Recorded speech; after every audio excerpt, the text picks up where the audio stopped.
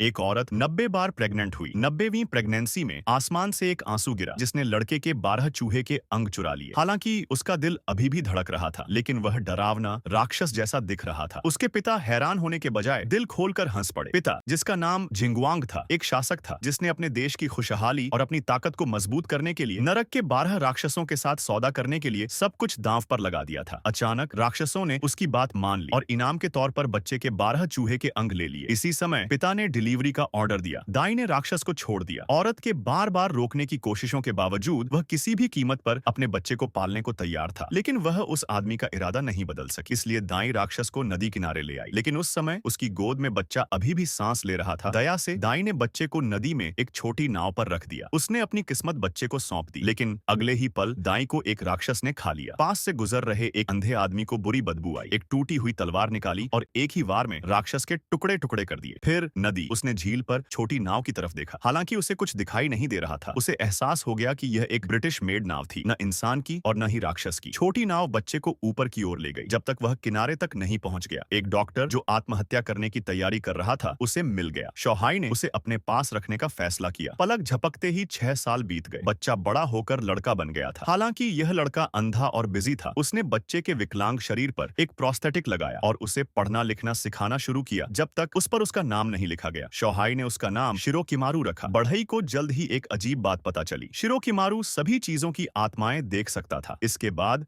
राक्षस उस पर हमला कर देते। हालांकि बढ़ई ने उसे कई बार राक्षसों से बचाया, लेकिन वह जानता था कि वह हर समय उसके साथ नहीं रह सकता। उसने बच्चे को हथियार उठाने के लिए कहा। फिर उसकी रोज की ट्रेनिंग शुरू हुई।